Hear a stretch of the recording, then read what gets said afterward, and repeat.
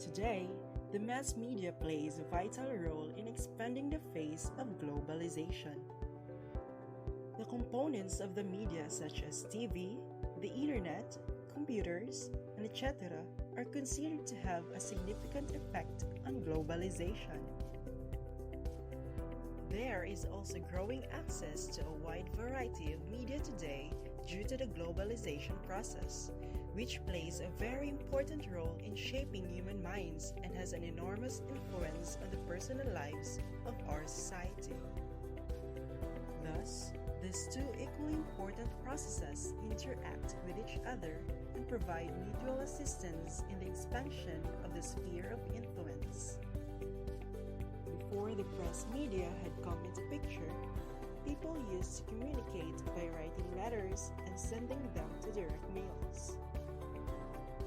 The appearance of press media came as an informational revolution.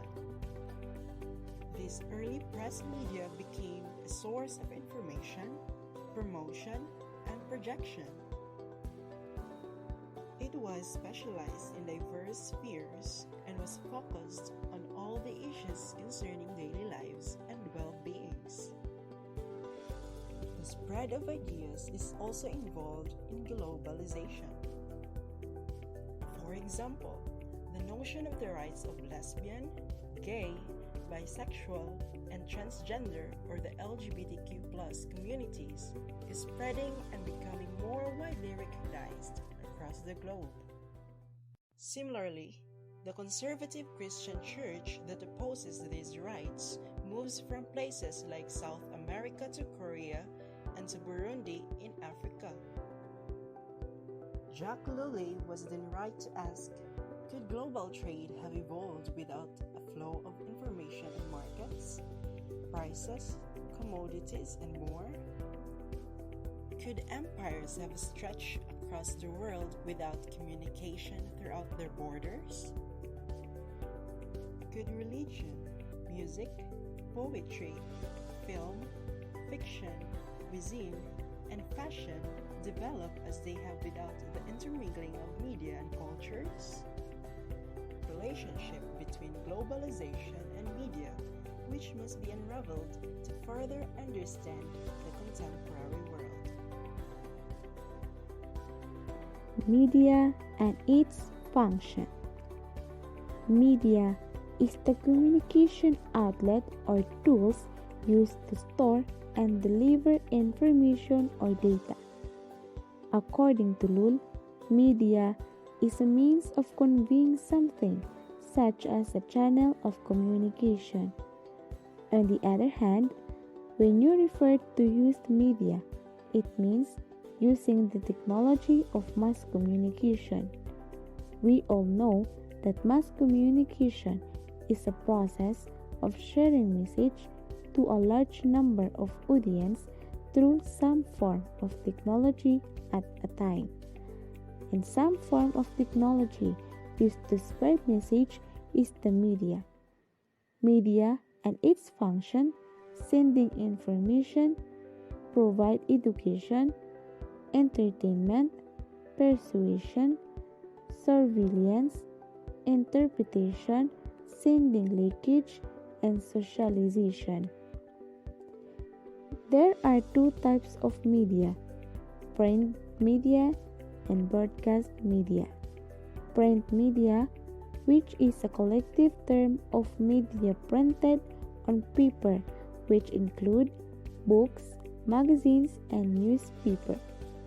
While broadcast media, it describes the traditional form of media that include radio, film, and television. Thus, television is not a simple barrier of messages. It also shapes the social behavior of users and reorient family behavior. Television has also drawn people away from other meaningful activities such as playing games, reading books. The technology or medium and not the message makes for this social change possible. This digital media cover the internet and mobile mass communication Within it results different information globally. Media theorist Marshall McLuhan once declared that the medium is the message. He did not mean that ideas or message are useless and do not affect people. Rather, his statement was an attempt to draw attention to how media, as a form of technology, reshapes societies.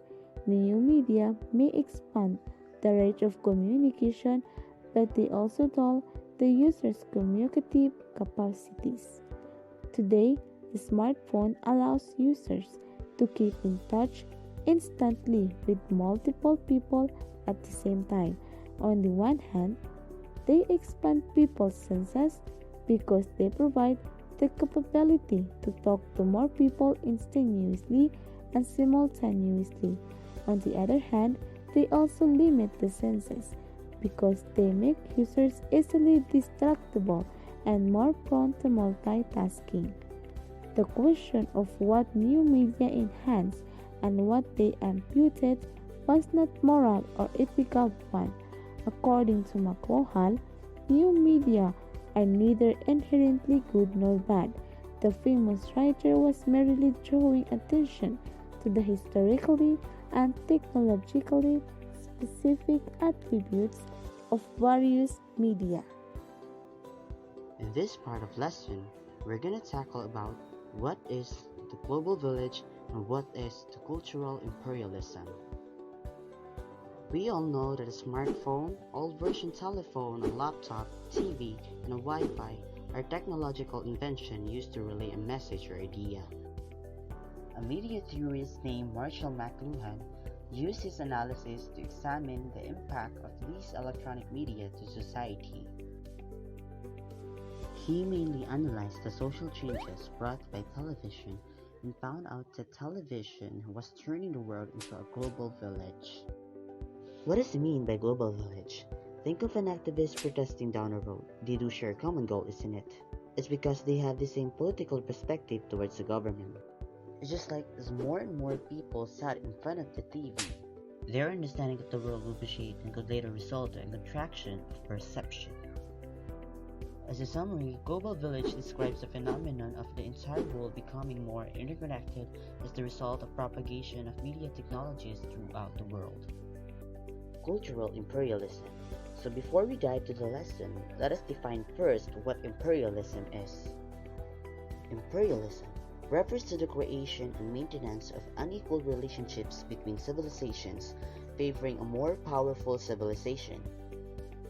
So how does this relate to global village? Media scholars assume that global media had a tendency to homogenize culture. They argue that as the global media spread, people from all over the world would begin to watch, listen to, and read the same things. This thinking arose when there is a dominance of America's influence, causing their culture and values to overwhelm the other forms of culture and values. This process is cannot be done without the very existence of media globalization that caused the imperialism of culture.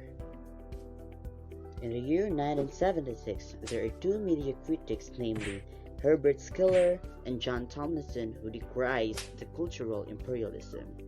According to Herbert, not only the world being Americanized, but that this process also led to the spread of American capitalist values like consumerism. And according to John, the globalization of culture is simply a euphemism for Western cultural imperialism, since it promotes homogenized, westernized consumer culture. Their focus in America has led them to neglect other global flows of information that media can enable. This has therefore been subjected to significant critique. Critics of cultural imperialism. Media is seen today as playing a key role in globalization. The globalization paradigm started with a good purpose. It was to unify the world and to share and understand each other's culture. However, it turns out globalization paradigm had its flaws, and these flaws are described as cultural imperialism. What is cultural imperialism? Cultural imperialism is a process of social influence by which a nation imposes on other countries its set of beliefs, values, knowledge, and behavioral norms, as well as its overall style of life. Critics of cultural imperialism focuses on how audiences understood and interpreted media, considering that they are active participants who view media through their own cultural lenses. One of these critics was Yen Ang, an Indonesian cultural critic.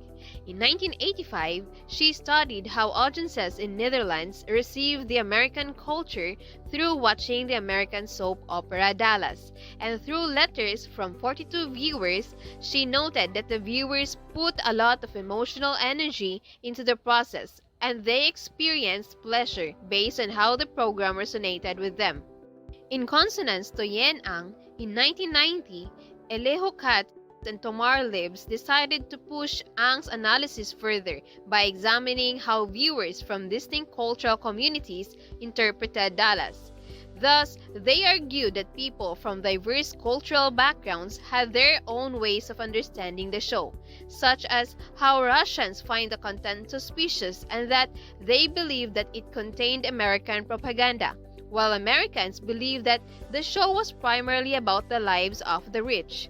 Apart from the challenge of audience studies, different cultures from different countries has proliferated worldwide through the globalization of media. For example, when we think about fast food, one of the fast food restaurants that comes to mind is the McDonald's, and it is because it is seen everywhere that it has become embedded the norm. This idea exactly implies on media content. And what makes this uneven is that certain ideas that are created in a certain country, for instance, the America, where McDonald's originates, is overcoming other countries. Yes, it is true that sharing goods cannot be condemned as an act of imperialism, but this has not just become the act of sharing and understanding the product or one's culture, but it has become the practice of promoting the culture of one nation in another. Globalization will remain as an uneven process, and it will produce inequalities, but it will leave room for dynamism and cultural change. This is not a contradiction. It is merely a testament to the phenomenon's complexity. So this topic is about social media and the creation of cyber ghettos. So what is cyber ghettos? Cyber ghettos is a place on the internet where a social group is marginalized. By now, very few media scholars argue that the world is becoming culturally homogeneous, and very few variation beliefs exist. We know that the Western corporations has a handful power in social media production.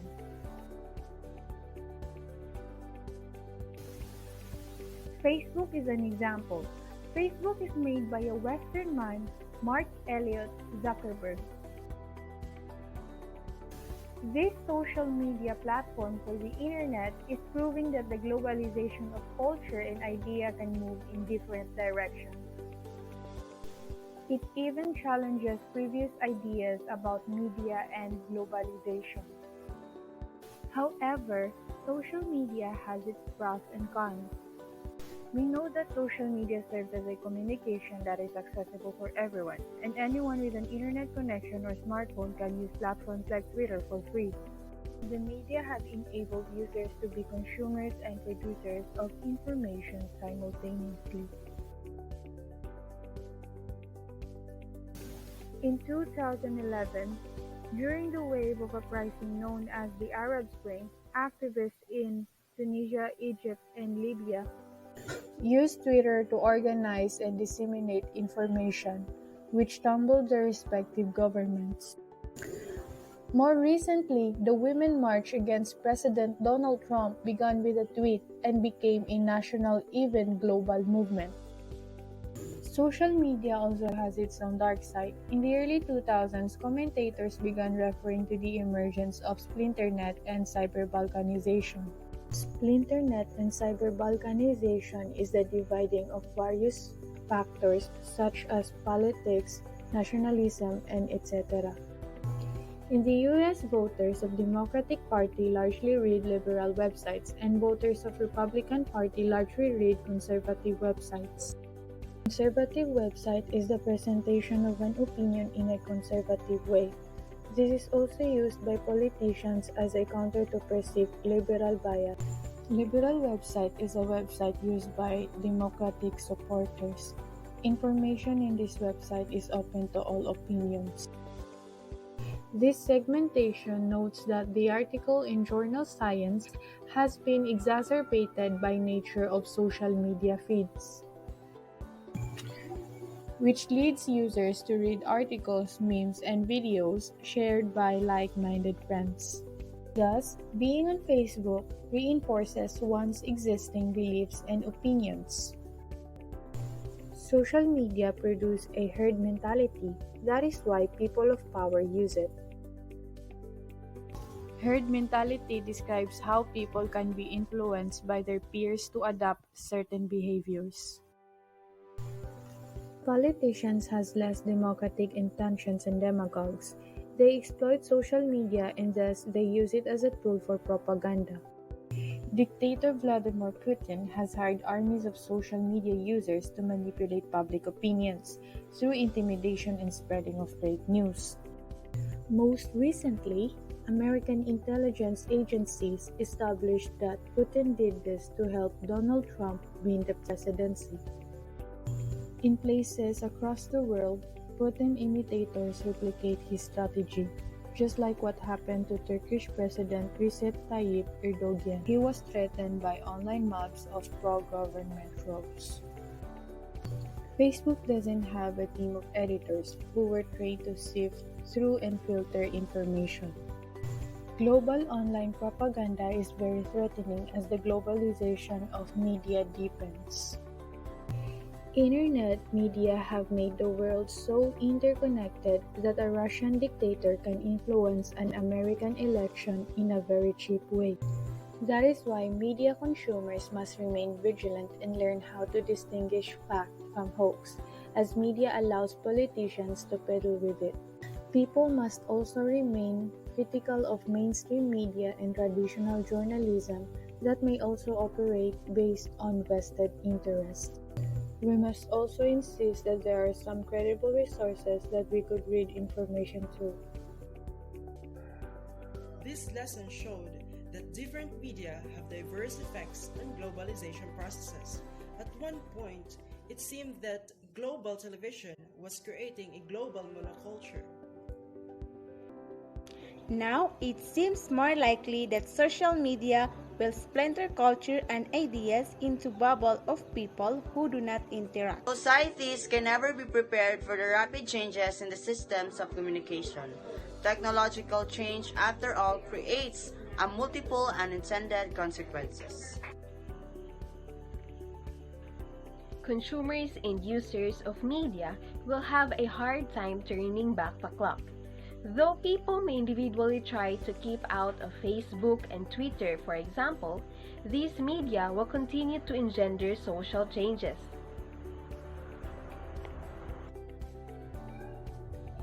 Instead of fearing these changes or entering a state of moral panic, everyone must collectively discover ways of dealing with them responsibly